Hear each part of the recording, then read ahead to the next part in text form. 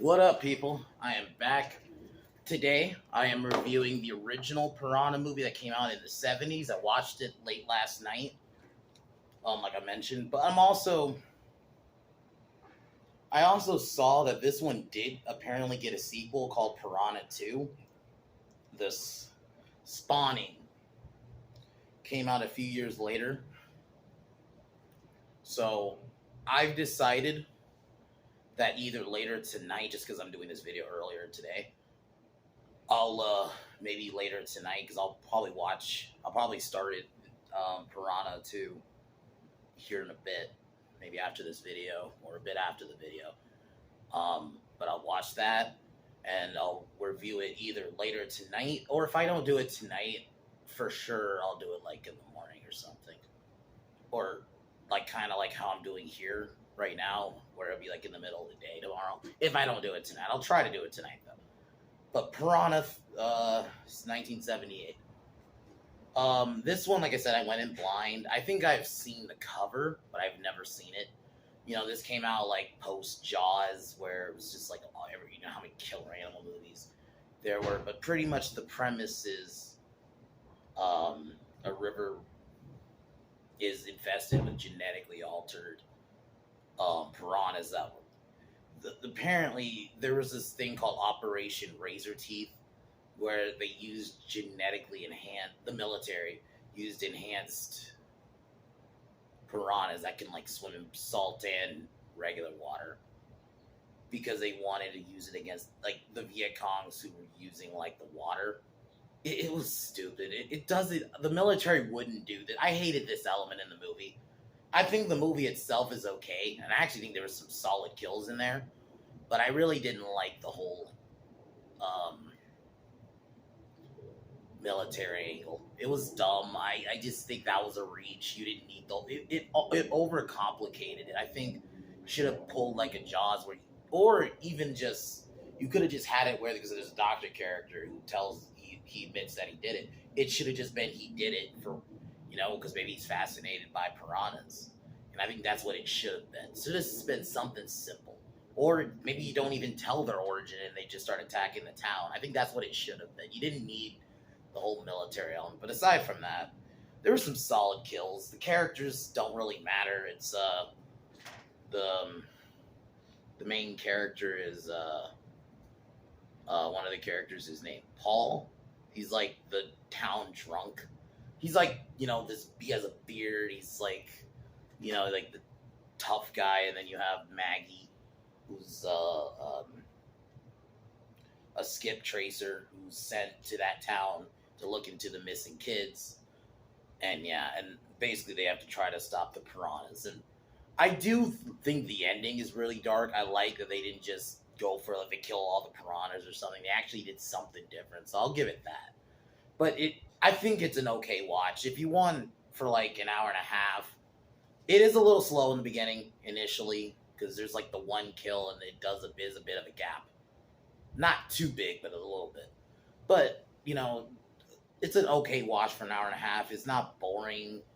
Some of the kills, some decent kills. The piranhas you don't really get a really good look at. They do definitely. There are some scenes where they just reuse the same shot of the piranhas swimming, but that's fine. This is probably a low budget movie. I'm not gonna complain about shit like that. But you got some piranhas that killed, so it does its job. I would probably give this movie like a 6. It's not horrible. It's not great either.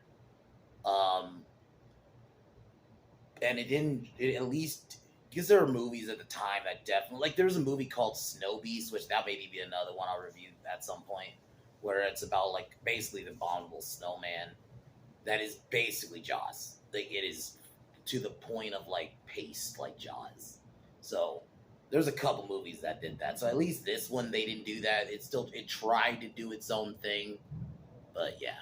As usual, I'm gonna get started here. Tomorrow, I'll either, if I don't do the Piranha 2 video tonight, I'll be tomorrow. Or if I do it tonight, then tomorrow I'll do my whole video.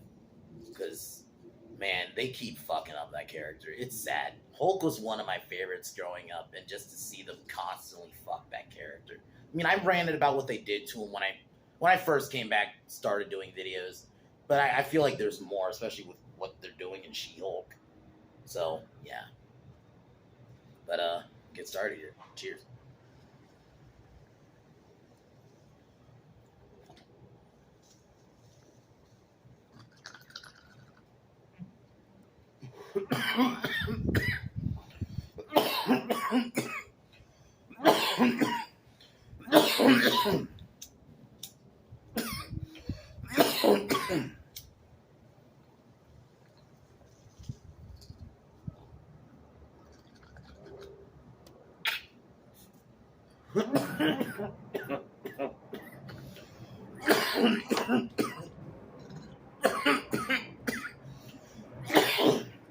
So the movies open up. Movies, I said movies. Movie opens up. These two teenagers are hanging out. This abandoned military compound. They find, well, a pool. Skinny dip, and then they raise, but then they end up getting killed. We don't know what kills them. You could tell they were trying to do the Jaws thing by like not showing what killed them, which I think that's fine. Like, 'cause I think that's the better way to do it. I like that they try to have a little bit of horror there, you know, and not just make it feel cheap. This is then where we meet Maggie, who's a skip tracer. She's there to try to find the missing kids. And then she hires backwoods drunk guy, Paul, which that's kind of really what his character is. They do try to give him a little bit, like he was in a divorce recently.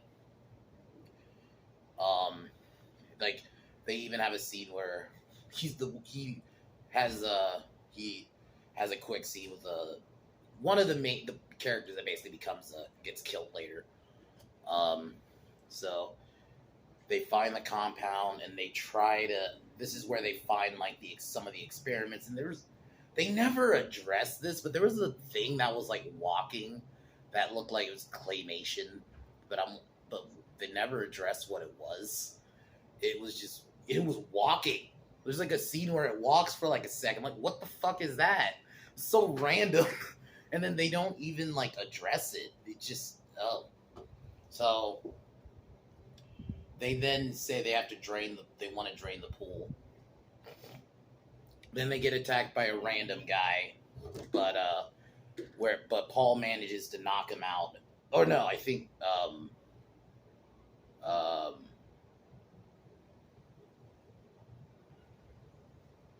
but yeah, just the man like freaked out when they suggest draining the pool because he was the one guy there. So he attacks them, but then Paul like knocks him out, and then they go drain the pool, and they find bones, which are human bones, but they don't know it yet, or they don't know it initially. Then the guy they knocked out steals their car, like the Jeep, but then he doesn't get very far. He gets disoriented and he kind of crashes the car. They take him back to, I think, Paul's house. Yeah, it says it right here. Then, I don't know if this was like an attempt to get them, you know, Paul tells about his marriage and stuff. I don't know if this was supposed to be like them trying to give the story like a bit more of emotion to this character. It didn't work for me. It felt doing this. Anyway. So then the next day, the man is revealed to be Dr.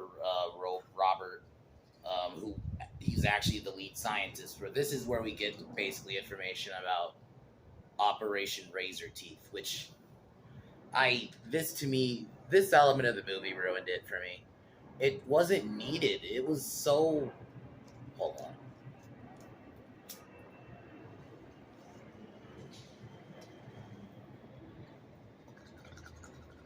It, like... They try to explain like, why they made them, basically...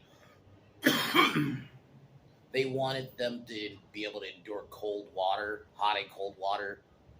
And, because they mentioned piranhas, and initially, I think Paul was like, "But they're tropical."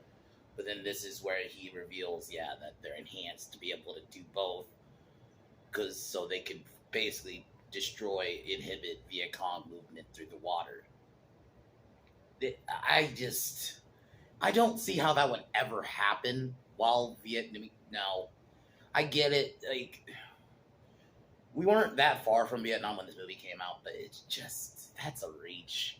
I and I, I'm very forgiving with these kind of movies usually when it comes to shit like that. Like, okay, I mean, I'm thinking a bit too much, but come on, I can't turn my brain off for shit like that. Like, that's a reach. I mean, it's not even just that. It's for me, it wasn't needed.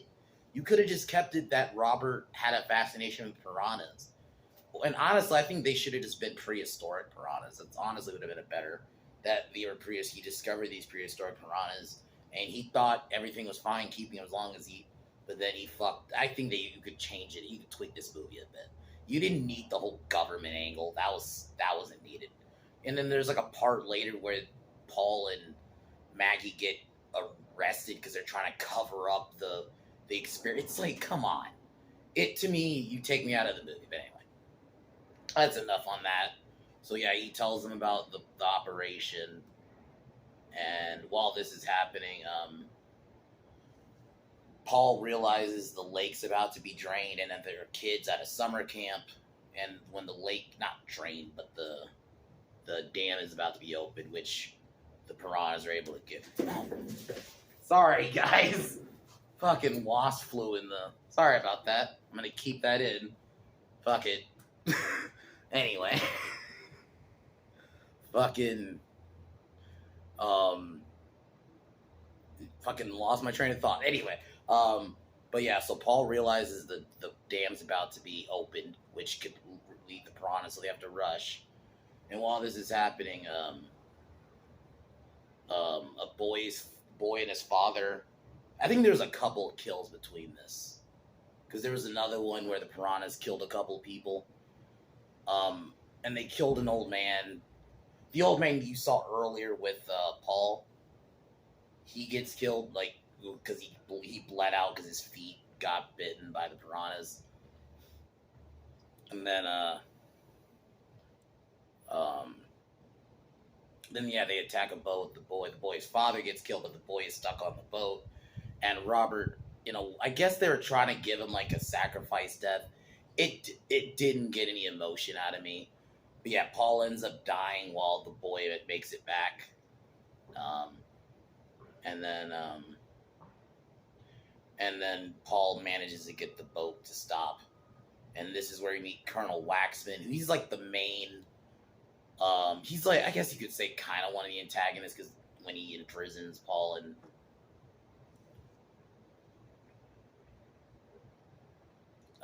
they try to cover it up by basically poisoning the water, thinking it's going to kill the piranhas, but it doesn't. So Waxman quarantines Maggie and Paul, because they're about to out their operation. I tuned out at this point. I did kind of come back when we get to the final act, but I was out at this point. It's like, come on, now we gotta watch them try to get out of jail. It was that, and then because you also had an asshole mayor, which that was understandable. They did that because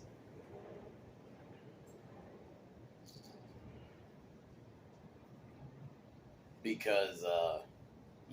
did it. Jaws happened, so you gotta have like that kind of character. So there's even a scene where Maggie tries to tell them that the piranhas are still alive, and then he just ignores the phone call. So they break out. I'm gonna jump ahead a little bit. Waxman and the Mangers are at a water park chilling, and everything seems fine. But the piranha starts killing vacationers, and this sequence was pretty good. The amount of blood, and they had no like Jaws. they weren't scared to show, some kids, actually dying. Some of the practical effects didn't look great. Like there was one scene where you see like a kid. I don't know if it's a kid or it's an adult, but it was like their face was all fucked up. It didn't look good. I can give it a pass because it's 1978, but you know. But this scene in sequence is decent, and even Waxman ends up getting killed. So Maggie and Paul get a boat to try to use the waste to kill because there's a plant they can use to try to use the waste to kill the piranhas, and they end up doing that. And they basically leave it almost ambiguous if they died or not. And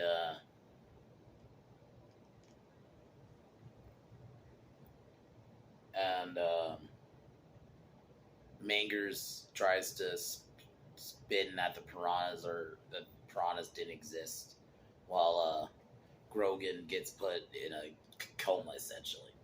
So I do like that it leaves it kind of ambiguous, even though it's not, because we get a sequel, which like I mentioned, I will review tonight or tomorrow. But it'll be one of the two. But this movie, it's an okay watch. It loses me with the military operation thing. It wasn't needed. You could have went with the piranhas just were there, which I actually think was, the more I think about, probably would have been better. Like how the shark was just there in Jaws. They don't explain how it was there. It's just there, and it's killing people, and that's what it should have been. It needed to be a simple movie. The whole operation and the cover up was dumb because they're not gonna do this with piranhas. It's no, but the kills were decent and the characters were okay enough to where you can follow them. They weren't great or anything, but they were fine. Score was okay, but it at least tried to do its own thing and didn't just try to rip off Jaws. Granted, there's some scenes you could say are a little bit close, but that's fine. Like the blood in the water thing, but that's fine. And even then, that was based off like the story of how the piranhas, the actual piranhas, got their whole thing. Their whole reputation is like they bite and everything, and blood just. Apparently, that was started by Roosevelt in the 1900s. So I think the blood in the water is fine. I don't necessarily think that's necessarily original. Someone would have came up with that eventually anyway. But I think this movie is fine, like I said. If you want a decent watch in a hokey 70s old 70s creature feature, this will do it. It's a 6 out of 10. It's only an hour and a half. You're not going to it's not boring or anything. It is what it is. Piranha 2, we'll see. If this one's a 6 out of 10, I wonder if that one will be good at all. And then next week, we're going to do Piranha 3D. That's why I kind of wanted to do the second one, because I saw that this one got a sequel. And I didn't want to push it to next week, because I want to get to the newer ones. So, because Piranha 3D is fun as fuck. I mean, yeah, and it's not just because there's, tickle bitties in it. It's an all-around just fun movie. So, kind of wanted to get to those quick. So, I'll do Piranha 2 tonight. We'll see. But this movie's an okay one. I would recommend if you just want an okay creature feature. But I'm gonna cheers and peace out.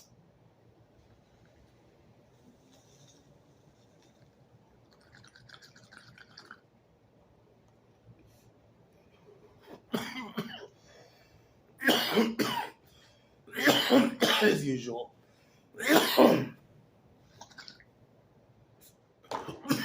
Fuck the Biden administration. Fuck Warner Brothers. Fuck Disney. Talk to y'all either later or tomorrow. Peace.